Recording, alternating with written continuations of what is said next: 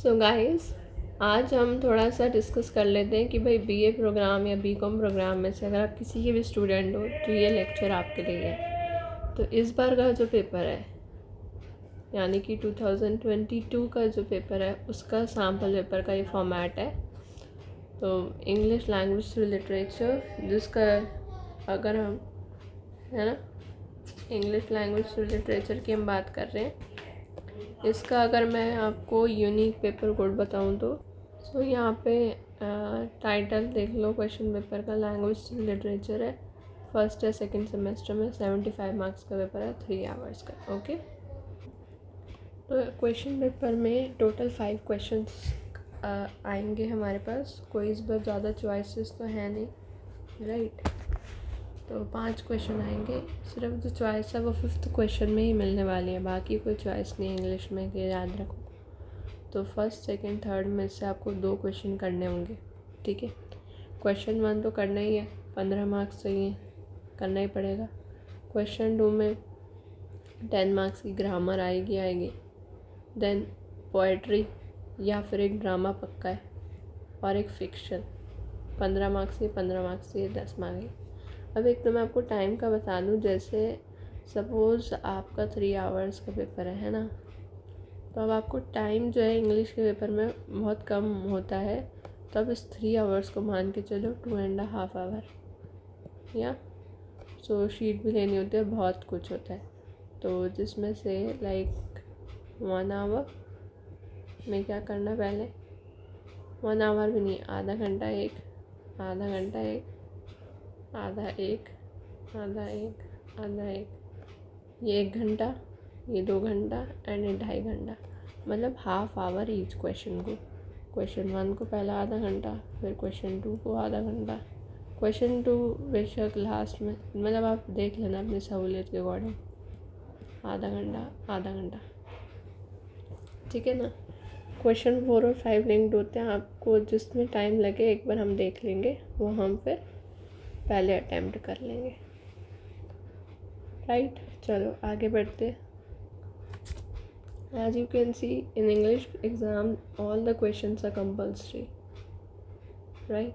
सो question 1 जो है उसमें 600 to 650 वर्ड्स आएंगे, माइंड सेट कर लो, पढ़ने हैं आपको, जल्दी से पढ़ने हैं, मतलब उसके बाद हमें करेंगे डेमो पेपर भी आपको कराऊंगी।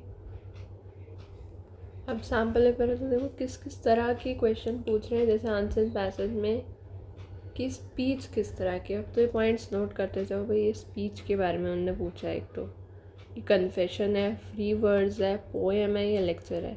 तो आपको डिफरेंस पता होना चाहिए इसका, मतलब कि कन्फेशन क्या होता है, तभी तो करोगे। फ्री वर्ड्स क्या होता है ना, और पोएम क्या होती है, और लेक्चर, इनमें क्या फ़र्क होता है। तो यहाँ देखो इवैल्यूएशन रूब्रिक दे रखा है कि आइडेंटिफाई करने के सही फॉर्म को 1 मार्क मिलेंगे कि कौन सा फॉर्म है। फिर 2 वैलिड एस्पेक्ट देने के लिए जो आपके आंसर को सपोर्ट करने हैं, 1 नंबर उसका, ठीक है। सो टोटल 3 मार्क्स बता रहे हैं ये, कि 1 मार्क तो सही फॉर्म बतानी है, इनमें से कौन सा है, what is the form of the passage that you read just, तो कौन सी फॉर्म है पैसेज की वो बताना है, उसका 1 नंबर, 1 नंबर ये सब बताने का, और 1 नंबर वैलिड एस्पेक्ट देने का, ठीक है। नेक्स्ट है टारगेट ऑडियंस कौन है, लिटरेचर पे सवाल आ रहे हैं आपसे, और कुछ नहीं पूछ रहा वो क्या हो रहा है, स्टोरी से मतलब नहीं है, टारगेट ऑडियंस कौन है, 1 नंबर। तो इस तरह से प्रिपेयर करना पड़ेगा, इसलिए माइंड सेट कर लो, लेट्स फोकस।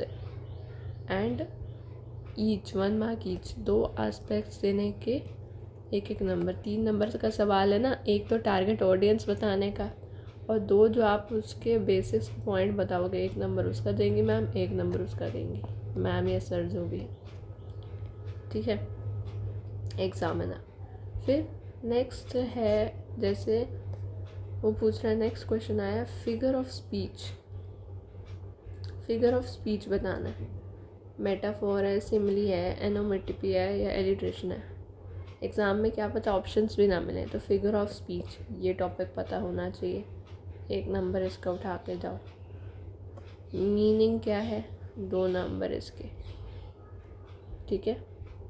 ओके, हाँ हम आगे बढ़ते हैं। देखो जैसे ये एक्सट्रैक्ट दे रखा है, तो इसका बताना है कि भाई फिगर ऑफ स्पीच क्या है, मेटाफोर है, सिमिली है, एनामोटोपिया है, एलिट्रेशन है।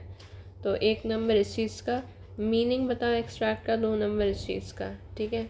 नेक्स्ट देखते हैं, ये नेक्स्ट क्वेश्चन है, सिनोनिम्स बताने हैं। ओके, ABCDEF, इन सब का एक एक सिनोनिम लिखना है और आधा नंबर हर इसका, ठीक है।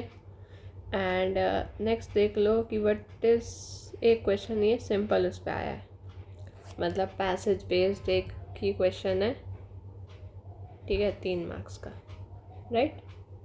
सो भाई बहुत ही इंटरेस्टिंग एग्ज़ाम होने वाला है। अब देखते हैं आगे क्वेश्चन 2, हर उसके हमें तैयारी करनी है। सेकंड क्वेश्चन में भी भाई 2 पार्ट्स हैं हमारे।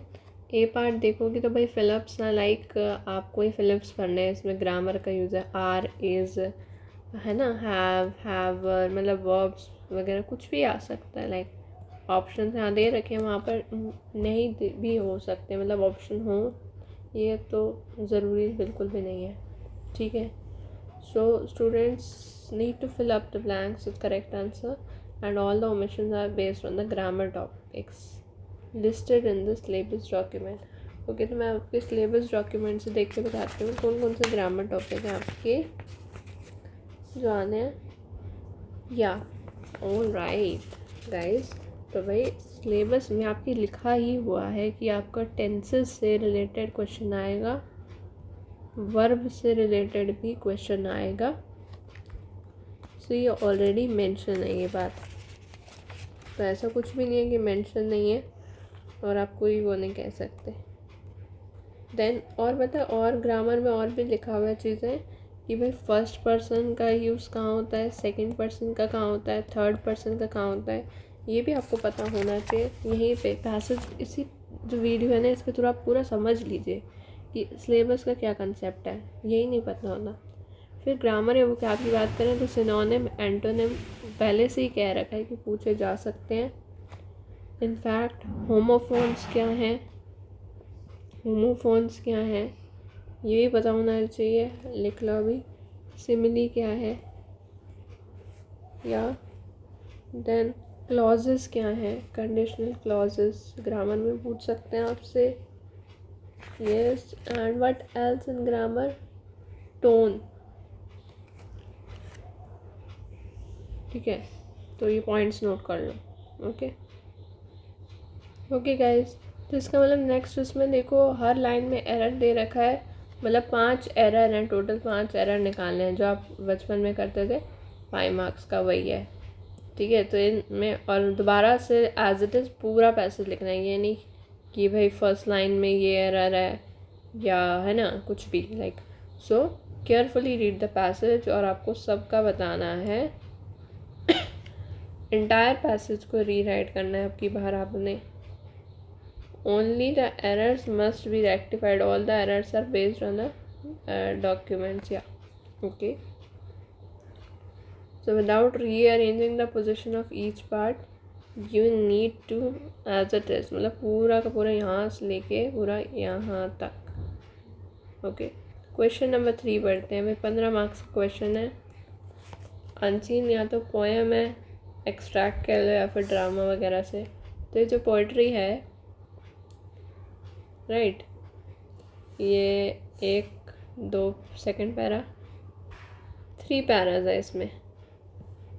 नाउ इसमें सबसे पहला काम क्या करना है, टोन बताना है, टोन बताना है, राइट। टोन में देखो जैसे ऑप्शंस दे रखे हैं यहाँ पे, ओके अंडरस्टैंड कीजिए। तो नेक्स्ट देखिए, जैसे पहले में टोन वगैरह का हो गया 1 नंबर, फिर 1 नंबर का MCQ हो गया, पहले तो आपको समझना बहुत ज़रूरी है। फिर 1 नंबर हो गया पोएटिक डिवाइसेस का, 4 नंबर हो गए सेटिंग ऑफ पोएम, किस तरह के क्वेश्चन है, हम एक एक करके टॉपिक अंडरस्टैंड। इमेजेस क्या हैं, 4 नंबर इसके, और थीम क्या है ये हाईलाइट कर लीजिए, 4 नंबर इसके, ठीक है ना। तो एक पोएम पढ़ते वक्त उसकी सेटिंग, उसकी इमेजेस, उसकी थीम का पता होना ज़रूरी है। साथ ही साथ उसकी क्या पोएटिक डिवाइस है। देखो, एक पोएट्री के लिए हमें उसकी क्या क्या बातों का ध्यान रखना होगा। इसका मतलब उसकी थीम क्या है, सबसे पहले तो पढ़ के क्या पता चला। फिर सेटअप कैसे हुआ है उस पोएम का, क्या क्या उसकी इमेजेस हैं, क्या उसकी पोएटिक डिवाइस है, and majorly lastly we have the tone क्या है। ठीक है ना। ओके, क्वेश्चन 4 देखिए, एक शॉर्ट स्टोरी पे बेस्ड होगा, 600 से 650 वर्ड्स कि यहाँ देखिए सेकंड क्वेश्चन 1 मार्क का एक है, पॉइंट ऑफ व्यू पे पक्का। बाकी क्वेश्चन की गाइडलाइंस देखिए। देखो, questions from the literary form में be set up to 6 marks. ठीक है। देखो, focus on the elements like linguistic tropes and symbols, rhyme, rhythm, plot, narrator, voice, tone, setting, character, protagonist, antagonist, conflict, dialogue, resolution, comedy, tragedy, monologue, drama, monologue, soliloquy. ठीक है, इतना points देखो। सो यहाँ पे further आपको पता होना चाहिए क्या फिगर्स ऑफ स्पीच हैं, alliteration, personification, metaphor, simile, hyperbola, metonymy, synecdoche, assonance, है ना। इन सब का मतलब पता होना ज़रूरी है। तो ठीक है। और बाकी आपको देखो मेन जो हाइलाइट्स हैं वो जनरेटिव एंड एक्सप्लेनेटरी होना चाहिए। एंड फोकस जो है आपको करना है एनालिटिकल और सपोर्टिंग एविडेंस पे, राइट। ओके, नेक्स्ट यहाँ पे इसलिए दे रखा है कि जो स्टूडेंट है उसको मार्क्स मिलेंगे for identifying the first person speaking voice of the passage, right, and 0.5 for the speaking voice. तो फर्स्ट पर्सन है या स्पीकिंग वॉइस है। 1 mark awarded whether the narrator is reliable और नॉट रिलायबल, हम narrator पर विश्वास कर सकते हैं या नहीं कर सकते हैं।